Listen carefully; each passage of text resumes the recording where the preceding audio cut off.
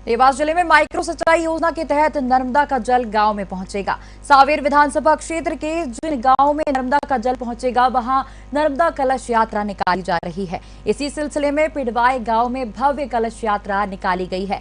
नगर के प्रमुख मार्गों से होती हुई कलश यात्रा भोलेनाथ मंदिर पहुंची। महिलाओं ने भगवान भोलेनाथ का जलाभिषेक किया है। सुधीर भजनी ने बताया कि नर्मदा माइक्रो सिंचाई योजना किसानों के लिए अमृत साबित होगी। ग्रामीण क्षेत्रों में किसानों को बिजली खाद मिल रही है और वहीं सरकार ने पानी की सुविधा दी है। नर्मदा कलश यात्रा में जनपद अध्यक्ष विश्वजीत सिंह सिसोदिया, सुधीर भजनी, कमल पटेल और माखन गोखले मुख्य तौर पर शामिल हुए। खाचरोद विधानसभा में डॉक्टर तेज बहादुर जी चौहान को टिकट देने के बाद बीजेपी की मुश्किलें बढ़ती नजर आ रही है। जहां दिलीप शेखावत के साथ हजारों कार्यकर्ता खड़े हुए, वहीं खाचरोद से लोकेन मेहता जी के साथ भी हजारों बीजेपी के कार्यकर्ता खड़े हो गए। कहीं न कहीं ये भारतीय जनता पार्टी के लिए मुश्किलें खड़ी कर सकती है। एक तरफ दिलीप गुजर कांग्रेस से एकमात्र प्रत्याशी हैं, वहीं भारतीय जनता पार्टी से प्रत्याशियों की एक लंबी लिस्ट है, लेकिन पार्टी ने भरोसा जताया डॉक्टर तेज बहादुर चौहान पर। दिलीप शेखावत पूर्व विधायक रहे, जबकि हमारे साथ जो है लोकेन मेहता जी, ये अभिभाषक भी हैं और साथ ही राजनीति के एक महारथी भी। खाचरोद और आसपास के गांव में इनकी अच्छी पकड़ है।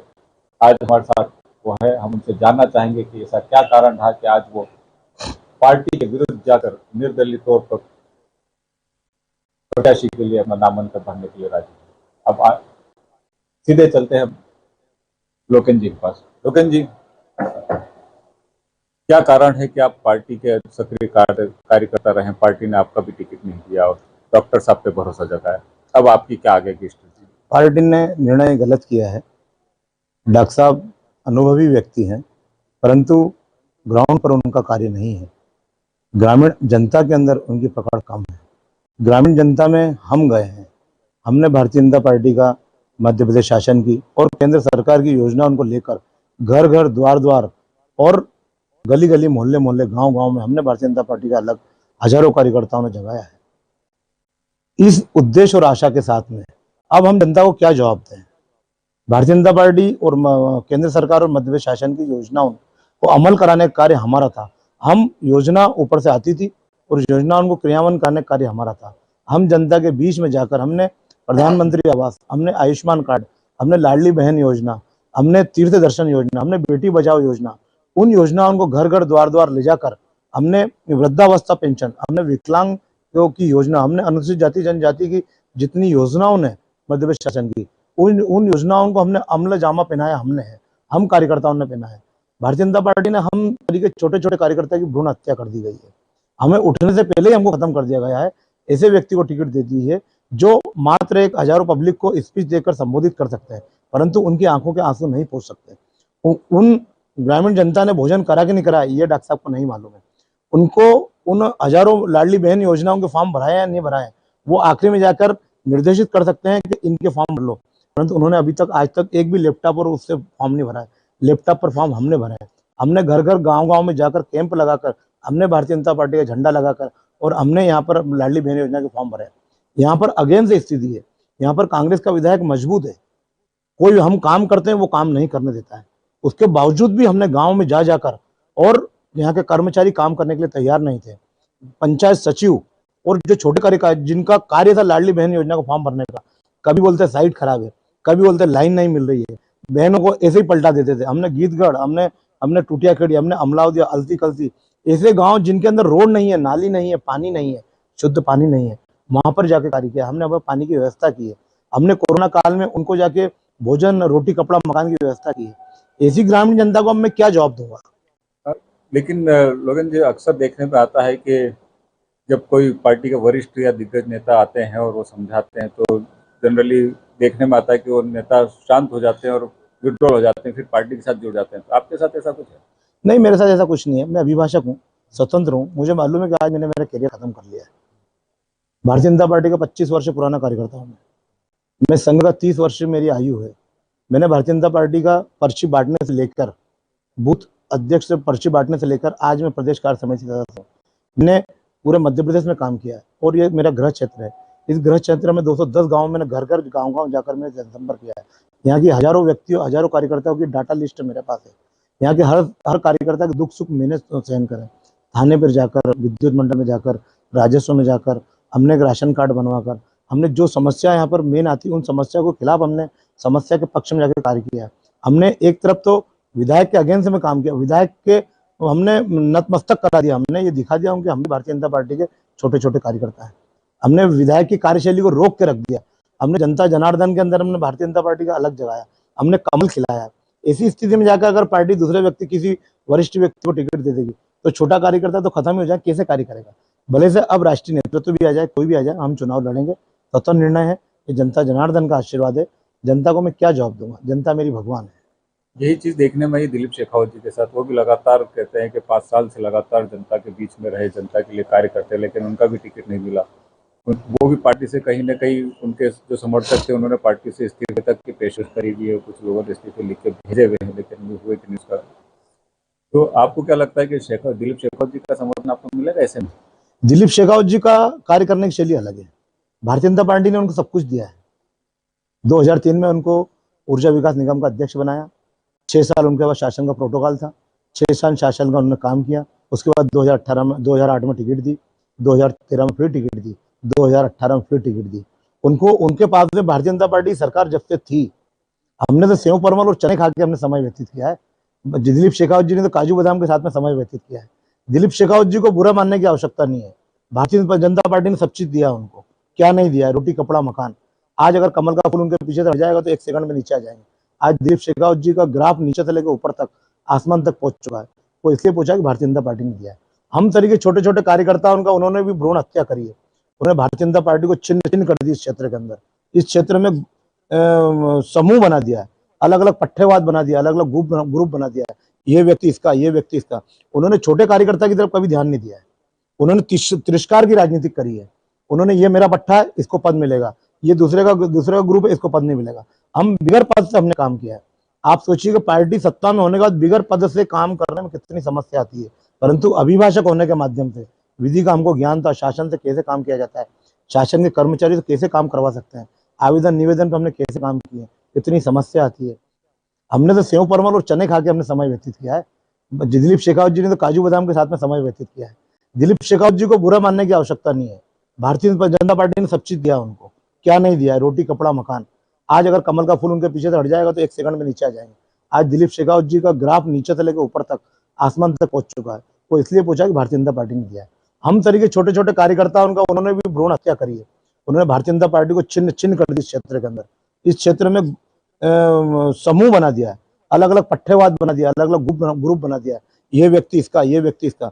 उन्होंने छोटे कार्यकर्ता की तरफ कभी ध्यान नहीं दिया है। उन्होंने तिरस्कार की राजनीति करी है। उन्होंने, ये मेरा पट्टा है, इसको पद मिलेगा, ये दूसरे का ग्रुप है, इसको पद नहीं मिलेगा। हम बिगर पद से हमने काम किया है। आप सोचिए कि पार्टी सत्ता में होने के बाद बिगर पद से काम करने में कितनी समस्या आती है, परंतु अभिभाषक होने के माध्यम से विधि का हमको ज्ञान था, शासन से कैसे काम किया जाता है, शासन के कर्मचारी से कैसे काम करवा सकते हैं, आवेदन निवेदन पर हमने कैसे काम किए, कितनी समस्या आती है। जनता और शासन के बीच में मैंने सेतु का कार्य किया है। हमें मुझे विश्वास था और विश्वास है और विश्वास रहेगा कि भारतीय जनता पार्टी छोटे कार्यकर्ता के ऊपर आशीर्वाद रखेगी। परंतु निर्णय क्या हुआ क्या नहीं हुआ, इसके लिए मैं रोप प्रत्यारोप लगा नहीं सकता हूँ। परंतु मैं भगवा ध्वज को अपना गुरु मानता हूँ और मैं चुनाव लड़ूंगा। और चुनाव लड़ने के बाद हिंदुत्व मेरा चेहरा है। जनता जनार्दन का मैं भगवान हूँ, मैं इंसान हूँ, उनका सेवक हूँ। जनता मेरी भगवान है। मैं उनको उद्देश्य लेकर, क्षेत्र में चहुमुखी विकास को लेकर, यहाँ पर शिक्षा, स्वस्थ पानी और सुरक्षा को लेकर मैं कार्य करूंगा और मैं चुनाव लड़ूंगा। अभी तक आपकी डॉक्टर साहब से कोई बात हुई इस बारे में? नहीं, मैंने बात नहीं की उनसे। उनका कोई फोन आया आपके पास? नहीं, फोन बात लगाने, वो भी मैदान में, मैं भी मैदान में हूँ, बात करने की आवश्यकता ही नहीं है। अब वक्त बताएगा कौन जनता किसको चुनती है। जैसे मनाने की एक राजनीति नहीं, कहीं से आपके पास ऐसा कोई फोन आया या प्रदेश नेतृत्व का, जहाँ में जो मेरे गुरु हैं प्रदेश नेतृत्व का, संघ से और पार्टी का फोन आया था। मेरा भी निर्णय अधीक्षक साहब, मैं भी अभिभाषक हूँ। हम कब तक तिरस्कार के नेता, कब तक तिरस्कार का कार्य करेंगे? मैं जनता को जवाब क्या दूंगा? आज मुझे आप बोल दो कि झंडा पकड़ लो और कार्य करो। डॉक्टर साहब की भाषा शैली बहुत टाइट है। डॉक्टर साहब का व्यवहार आप बाजार के अंदर पूछ सकते हो। आप नागदा के बाजार में जाकर पूछिए डॉक्टर साहब का व्यवहार किस टाइप का है। उनका व्यवहार कड़क है। उनकी स्टाइल एक तानाशाही तरीके है। उनकी भाषा के अंदर लोचपन नहीं है। वो किसी के सिर पे हाथ नहीं फेर सकते, किसी का आंसू पोंछ नहीं सकते। वो डांट सकते हैं, इसको निष्कासित कर सकते हैं, किसी को भगा सकते हैं, परंतु किसी का दुख दर्द, कोई भूखा है या नहीं है, उनको ये नहीं मालूम कि उसको पेट भूखा है, ये उनकी आदत नहीं है। इसलिए मैं किससे बात नहीं करूंगा, हम चुनाव लड़ेंगे। देखिए, ये अक्सर देखने में आता है कि चुनाव चिन्ह नहीं होने के बाद एक निर्दलीय प्रत्याशी लड़ने में उसको काफ़ी कुछ मशक्कत करनी पड़ती है। अब आपका जैसा निर्णय है कि आप एक निर्दलीय तौर पर प्रत्याशी के लिए आप चुनाव में उतरेंगे, एक बार फिर आप 2003 को दोहराना चाह रहे हैं, तो क्या आपकी स्ट्रेटेजी रहेगी? मुझे मालूम है कि 24 घंटे में तो मुझे 18 घंटे कार्य करना है, और इस 18 घंटे में मेरा एड़ी चोटी का जोर मेरा पूरा लग जाएगा। कहाँ का पानी, कहाँ का दूध, कहाँ पर भोजन, कहाँ पर सेव परमल, मुझे मालूम है। सब चीज़ में संघर्ष करना है, और संघर्षों के सायों में आज़ादी वहीं मिलती है। आपने अपना विजन तैयार कर रखा है? मेरा विजन तैयार है। मुझे मालूम है मुझे कहाँ रोटी मिलेगी, कहाँ पानी मिलेगा, कहाँ दूध मिलेगा, कहाँ चाय मिलेगी। नहीं भी मिलेगा, मैं जब तपस्वी व्यक्ति 6-6 महीने भूखा रह के काम कर सकता है, तो मुझे 2 महीने भूखे रह के काम करना है। मैं निश्चित काम करूंगा। मेरे अध्यात्म पे और मेरी जनता के ऊपर मुझे विश्वास है कि एक तपस्वी के ऊपर वो आशीर्वाद रखेंगे, और एक मैं उनका बेटा हूँ, उनका भाई हूँ, उनका मित्र हूँ, उनका दोस्त हूँ। मुझे मेरे ऊपर निश्चित आशीर्वाद रखेंगे, और मैं जीत का परचम वापस ले रहा हूँ। जब 2003 के अंदर दिलीप गुजर इंजन चलाकर जीत सकता है, तो लोकेंद्र मेहता तो अभिभाषक और शिक्षित वर्ग है। मैं जनता जनार्दन के आंसू पोंछना जानता हूँ, मैं उनके पैर पड़ना जानता हूँ, मैं उनके दुख दर्द में खड़ा रहना जानता हूँ। जब वो व्यक्ति यहाँ से इतिहास रख सकता है, मैं क्यों नहीं रख सकता हूँ? ये मेरे सीने में आगे, यही मेरी जनता जनार्दन के अंदर आगे कि लोकेंद्र मेहता संघर्ष करो, हम आपके साथ हैं। मेरे घर के 4 दिन पहले जब मैं दिल्ली से आया, तो मेरे निवास खाचरोद में हजारों की तादाद में जनता खड़ी हुई थी, माताएं बहनें खड़ी थी, सबकी आवाज़ें बंद थी, सबके आंखों में आंसू थे। जब उनके आंसू देखे तो मेरे भी आंखों में आंसू आए। मैंने उनकी आंखों में आंखें डाल के बड़ा, उनके शब्द होंठों पे जवाब नहीं था, मेरे भी होंठों पे जवाब नहीं था। मैं क्या कहूँ, मैं किसको दोष दूँ? मैंने मेरे परमात्मा से बात करी, भगवान मैं क्या करूँ, मैं क्या कर सकता हूँ? परमात्मा किसने देखा नहीं है, परंतु मेरे दिल के अंदर की आवाज़, और मेरे सामने जो माता बहनें और मेरे आशीर्वाददाता खड़े थे, उनकी निगाह एक ही थी, बेटा तू लड़। मैं हार के लिए चुनाव लड़ूंगा, पर मैं लड़ूंगा। जीत मेरे किस्मत में होगी तो इतिहास रचूंगा, नहीं तो मुझे मालूम है कि हार तो मेरी किस्मत में लिखी है। मैं निश्चित लड़ूंगा। मैं द्वार द्वार, घर घर में हर व्यक्ति के पैर छू के मैं निवेदन करूंगा कि आपका बेटा है, मैं इस क्षेत्र में इतिहास रचने आया हूँ। मैं यहाँ के हर कार्य करूंगा, आपके घर के सामने चौकीदार बनकर खड़ा रहूंगा, आपके दुख में खड़ा रहूंगा, सुख में आऊँ या नहीं आऊँ, पर दुख में आपके घर के सामने खड़ा रहूंगा। लोकेंद्र जी का क्या विजन रहेगा जनता के बीच में? अगर चुनाव में आते हैं तो क्या विजन लेके जनता के बीच में जाएंगे कि जनता उस लोकेंद्र मेहता जी को वोट करे? मैं जनता में एक आस्तिक विजन लेके जाऊंगा। जनता से बैठ के मैं पूछूंगा मैं क्या करूं। मेरा जो विजन है, मेरा स्वास्थ्य, शिक्षा और शुद्ध पानी और सुरक्षा, ये 4 चीज के लिए चुनाव लड़ूंगा। उसके बाद पहला मेरा उद्देश्य रहेगा, हर व्यक्ति को रोजगार मिले। यहाँ पर फैक्ट्रियाँ होने के बावजूद भी यहाँ का व्यक्ति यहाँ पर मात्र ठेकेदारी में काम करता है। यहाँ का व्यक्ति फैक्ट्री में परमानेंट सर्विस क्यों नहीं कर पाता है? ऐसी पॉलिसी कैसी बनाई आपने? ऐसी कौन सी पॉलिसी है जो बाहर का व्यक्ति आकर यहाँ पर परमानेंट सर्विस करता है, 50,000 रुपये, 1 लाख रुपये तनख्वाह लेता है, और मेरे यहाँ का व्यक्ति यहाँ पे इसको 300 रुपये मिलते हैं, 350 रुपये मिलते हैं। क्या 350 रुपये के अंदर पर डे प्रतिदिन घर चल जाता है क्या? 5 व्यक्ति का घर है। मैं उस विजन पे काम करूंगा। मैं भूखे को रोटी दूंगा और रोते हुए के आंसू पोंछूंगा। मैं हर छोटे तबके के पास में जाके कार्य करूंगा। बड़े तबके के पास पहुंचूं या नहीं पहुंच पाऊं, कि बड़ा संपन्न व्यक्ति, हर व्यक्ति, बड़ा व्यक्ति सब सक्षम है, पर छोटे व्यक्ति को आज भोजन नहीं है। अभी हमारे यहाँ पर पानी, बाढ़ आई थी, तो हमने देखा कि यहाँ पर व्यक्तिगत भोजन नहीं था। मैं 56 ब्लॉक के अंदर गया, मैं घूमने गया, देखने गया, हमने सर्वे किया। वहाँ पर माता बहनों को गेहूँ जा चुके थे, वो टीवी, टेप, रेडियो सब बेच चुके थे। 15 फीट पानी था, कोई जनप्रतिनिधि नहीं आया उनके पास में। हमने भोजन की व्यवस्था करी, मैंने जाके उनके आंसू पोंछे, उनके बिस्तर गीले हो चुके थे, बच्चों की कापी किताब गल चुकी थी, बीत चुकी थी, बच्चे रो रहे थे, उनके पास बस्ते नहीं थे। परमात्मा किसने देखा नहीं है, परंतु मेरे दिल के अंदर की आवाज़, और मेरे सामने जो माता बहनें और मेरे आशीर्वाददाता खड़े थे, उनकी निगाह एक ही थी, बेटा तू लड़। मैं हार के लिए चुनाव लड़ूंगा, पर मैं लड़ूंगा। जीत मेरे किस्मत में होगी तो इतिहास रचूंगा, नहीं तो मुझे मालूम है कि हार तो मेरी किस्मत में लिखी है। मैं निश्चित लड़ूंगा। मैं द्वार द्वार, घर घर में हर व्यक्ति के पैर छू के मैं निवेदन करूंगा कि आपका बेटा है, मैं इस क्षेत्र में इतिहास रचने आया हूँ। मैं यहाँ के हर कार्य करूंगा, आपके घर के सामने चौकीदार बनकर खड़ा रहूंगा, आपके दुख में खड़ा रहूंगा, सुख में आऊँ या नहीं आऊँ, पर दुख में आपके घर के सामने खड़ा रहूंगा। लोकेंद्र जी का क्या विजन रहेगा जनता के बीच में? अगर चुनाव में आते हैं तो क्या विजन लेके जनता के बीच में जाएंगे कि जनता उस लोकेन मेहता जी को वोट करें।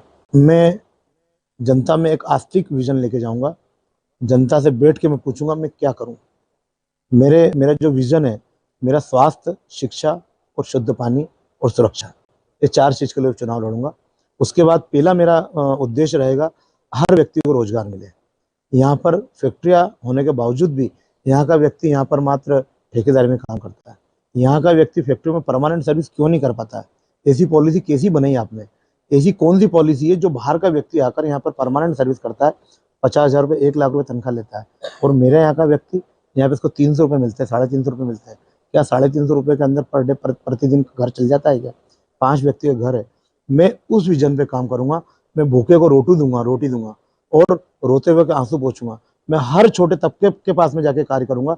बड़े तबके के पास पहुंचूं या नहीं पहुंच पाऊं, कि बड़ा संपन्न व्यक्ति, हर व्यक्ति सक्षम है, बड़ा व्यक्ति सब सक्षम है, पर छोटे व्यक्ति को आज भोजन नहीं है। अभी हमारे यहाँ पर पानी बाढ़ आई थी तो हमने देखा कि यहाँ पर व्यक्तिगत भोजन नहीं था। मैं 56 ब्लॉक के अंदर गया, मैं घूमने गया, देखने गया, हमने सर्वे किया। वहाँ पर माता बहनों को गेहूँ जा चुके थे, वो टीवी, टेप, रेडियो सब बेच चुके थे। 15 फीट पानी था, कोई जनप्रतिनिधि नहीं आया उनके पास में। हमने भोजन की व्यवस्था करी। मैंने जाके उनके आंसू पोंछे, उनके बिस्तर गीले हो चुके थे, बच्चों की कापी किताब गल चुकी थी, बीत चुकी थी, बच्चे रो रहे थे, उनके पास बस्ते नहीं थे।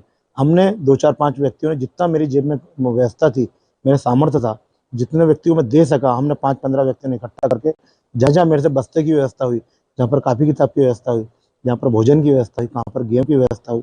अब मैं उनको टीवी, टेप, रेडियो तो ला के दे नहीं सकता। मैं मंत्री नहीं हूँ, संतरी नहीं हूँ, कोई प्रतिनिधि नहीं हूँ, परंतु मैं उनका बेटा हूँ। मैंने बेटे के रूप में उनकी सेवा करी है। और सभी घर में 2000 घर पर, यहाँ पर 2000 घर प्रभावित हो चुके थे। मैंने वहाँ पर कुछ भी नहीं देखा। यहाँ सभी मेरे हैं, ना हिंदू है, ना मुस्लिम है, ना सिख है, ना ईसाई है, हम सब इंसान हैं। हम उस परम पिता परमात्मा के इंसान है। ऊपर से 2 व्यक्ति को बना के भेजा, एक पुरुष और एक महिला। हमने पार्टी पॉलिटिक्स धर्म हमने यहाँ आकर बनाया है। मैंने सभी व्यक्तियों को जाकर मदद करी है। मेरे सामने ऐसे बच्चे खड़े हुए थे, जब हम सामान बांट रहे थे मेरा पैर पकड़कर रोने लग गए।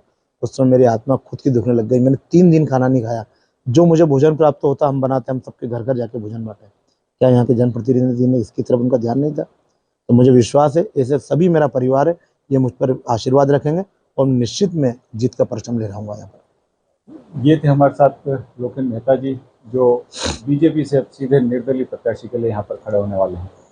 अभी भी कह नहीं सकते कि पार्टी टिकट चेंज करती कि नहीं करती, लेकिन जो हमारे पास जानकारी मिली उसमें कहीं ना कहीं ये नहीं लगता कि पार्टी अब टिकट चेंज करेगी। ऐसे में लोकेन मेहता जी के लिए एक मुश्किलों का दौर होगा, क्योंकि यहाँ पर एक बार 2003 में भी दिलीप गुजर ने निर्दलीय चुनाव लड़कर एक इतिहास बनाया था, जब उस वक्त उनको कांग्रेस से टिकट नहीं दिया गया था। लेकिन ये हिम्मत एक बार फिर 2023 में लोकेन मेहता जी ने की है। अब आगे देखने वाली बात ये होगी कि किस तरह से ये चुनाव आगे जाता है और लोकेन मेहता जी किस तरह से यहाँ की जनता में अपना स्थान बना पाते हैं और जीत दर्ज कर एक बार फिर इतिहास को जा सकते हैं। मैं राशिद खान, राजेश उमर के साथ, नागदा, ताना न्यूज़।